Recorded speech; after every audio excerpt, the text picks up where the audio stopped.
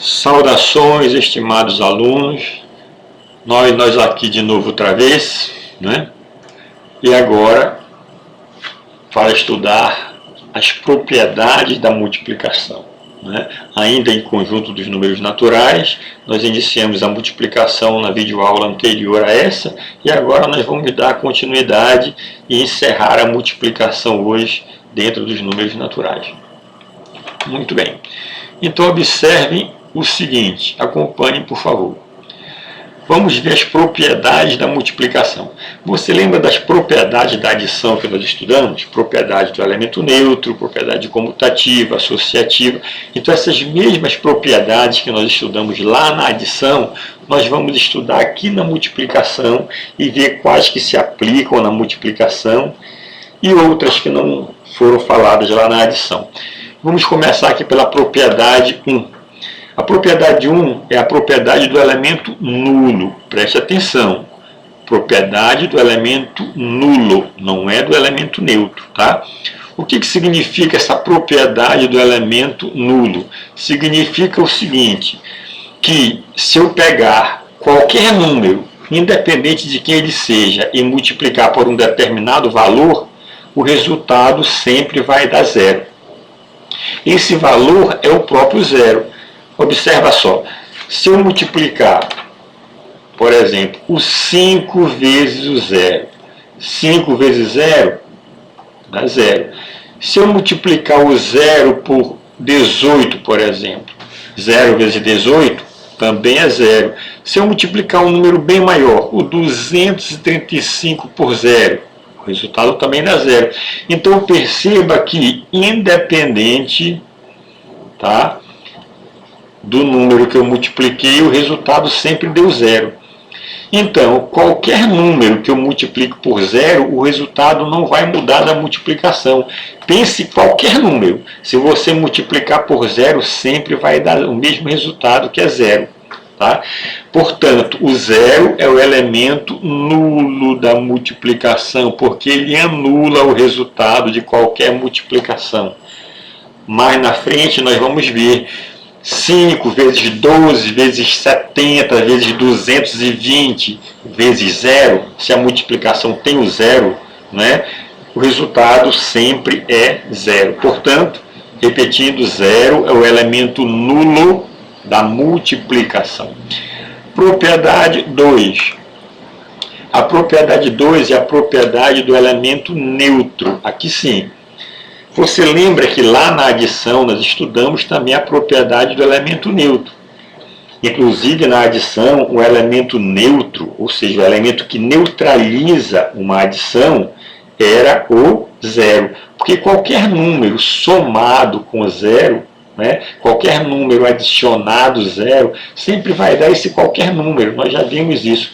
12 mais 0 é 12, 0 mais 3 é 3, 3 mais 0 é 3, 15 mais 0 é 15, ou seja, o zero não altera aquele valor que eu estou somando. Aqui na multiplicação, vamos procurar essa mesma ideia. Qual é o número que multiplicado por qualquer número não altere a multiplicação? Esse número é o 1. Observa só, se você fizer 4 vezes o 1, o resultado continua o próprio 4, nem maior nem menor que o 4.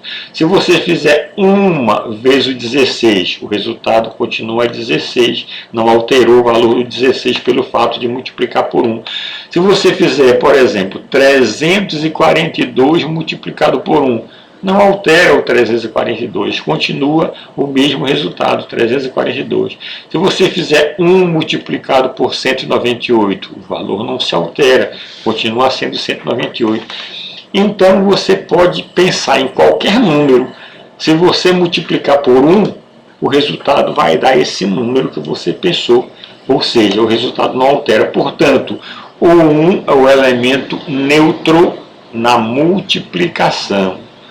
Tá? O zero é o elemento nulo da multiplicação. Tá? Lá na adição, o elemento neutro é o zero. Lá na adição. Na multiplicação, o elemento neutro é 1. Propriedade 3, a propriedade comutativa. né? Só que agora na multiplicação. Aquela que se nós mudarmos a posição dos elementos, nada se altera na resposta. Então, olha só. Se nós fizermos 4 vezes 10, isso aqui dá 40. Se nós trocarmos a ordem de 4 vezes 10 e fazer 10 vezes 4, observe que continua dando 40. Então eu posso garantir que 4 vezes 10 é a mesma coisa que 10 vezes 4. Está aqui, 4 vezes 10 é a mesma coisa que 10 vezes 4. Não altera o resultado, sempre vai dar 40. É por isso que nós podemos dizer que esses dois fatores, se eu mudar de posição, o resultado, que é o produto, não se altera. Por isso que a gente costuma dizer que a ordem dos fatores não altera o produto. Ok? Essa é a propriedade comutativa da adição, da multiplicação.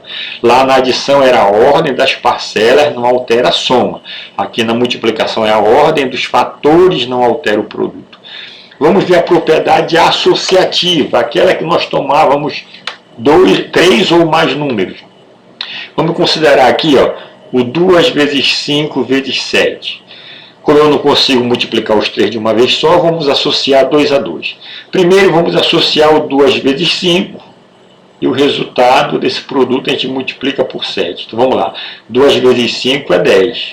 10 multiplicado por 7. 10 multiplicado por 7 dá 70. Tudo bem?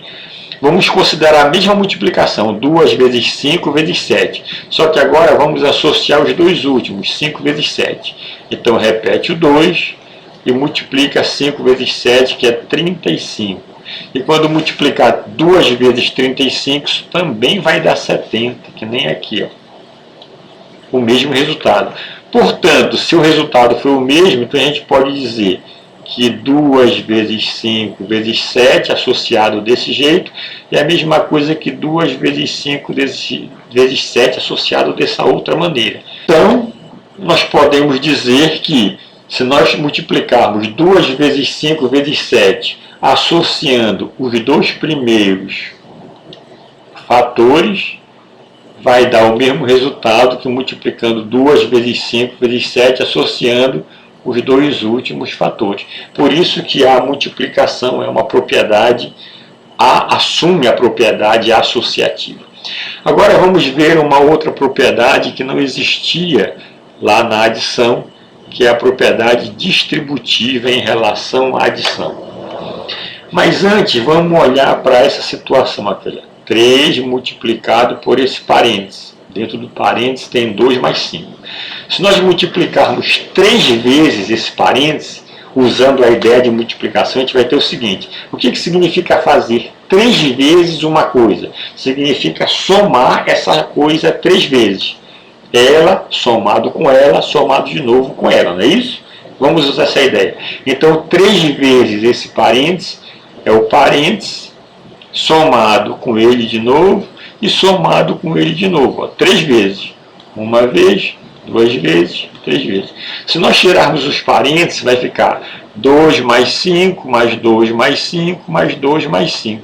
E quando somarmos tudo isso aqui, 2 mais 5 é 7, aqui também é 7, aqui também é 7.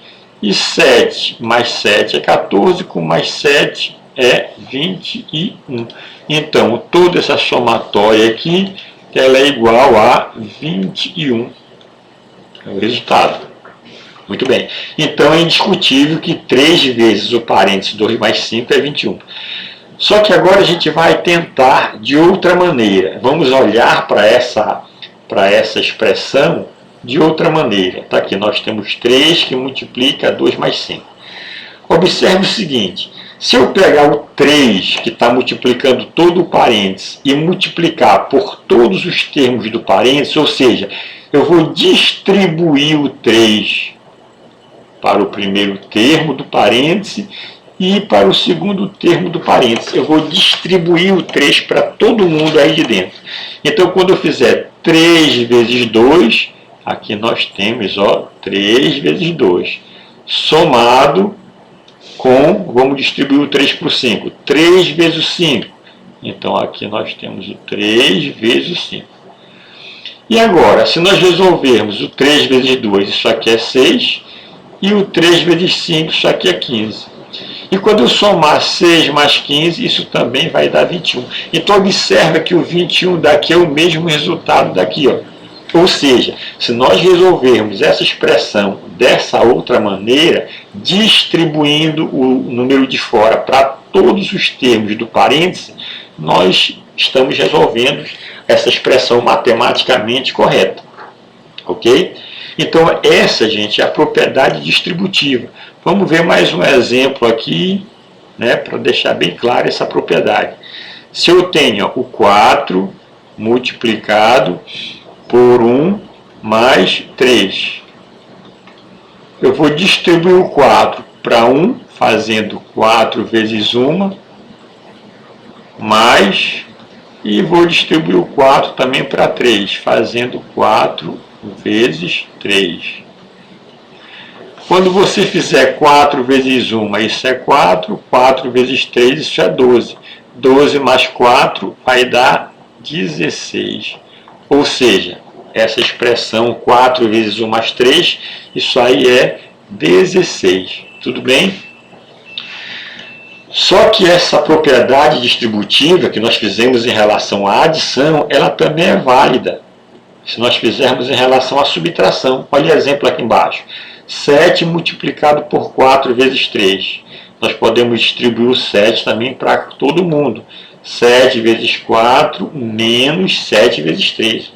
7 vezes 4 é 28. Está aqui o 28. Menos 7 vezes 3, 21. Aqui 21. E 28 subtraído de 21, isso aqui é 7. Então, a propriedade distributiva ela pode ser usada em relação à adição, mas pode ser usada também em relação à subtração.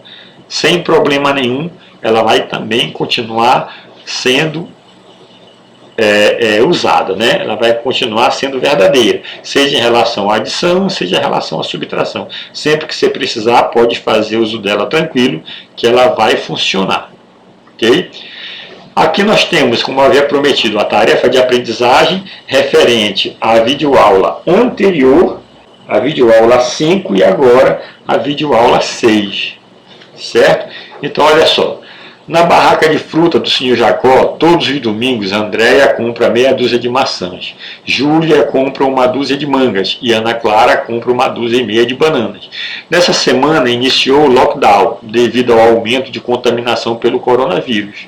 Então, para evitar o número de idas à feira, as 3 meninas decidiram comprar, neste último domingo, 2 vezes mais que costumavam comprar anteriormente. Elas passaram a comprar o dobro, né? Então você vai ler e reler esse problema com atenção e vai responder os 2 itens, né, A e B, que está sendo perguntado. A mesma coisa, a segunda questão é um probleminha que você vai ler com atenção, né? Terceiro e quarto também são problemas que você vai ler com atenção, interpretar o problema, né? Cuidado para não interpretar de forma incorreta. A quinta questão. A quinta questão aqui é uma situação. Olha, veja como o tio Gaspar calcula 8 vezes 16. Ele calcula 8 vezes 16 fazendo assim, ó, 8 vezes 10 mais 6. Ou seja, ele separa o 16 em 10 mais 6. E aí ele aplica a propriedade distributiva, 8 vezes 10 mais 8 vezes 6.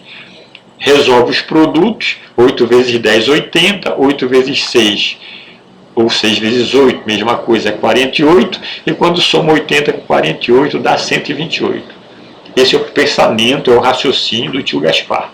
Agora você vai fazer da mesma maneira, baseado aí no raciocínio do tio Gaspar, você vai resolver a letra A, B e C. Ok?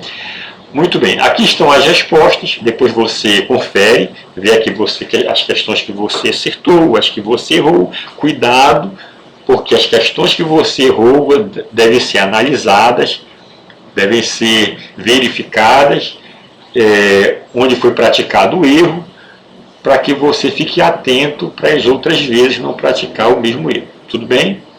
Muito obrigado pela atenção. Na próxima videoaula, a gente vai abordar a outra operação chamada divisão, né? O significado da divisão e o uso do algoritmo da divisão, que é o algoritmo mais complexo que tem. Mas não se preocupem não, que você vai aprender com facilidade. Dê like aí para ajudar, né? no desenvolvimento das próximas videoaulas, se inscreva no canal, deixe seu comentário. Valeu! Estuda que a vida muda. Até a próxima, meus queridos.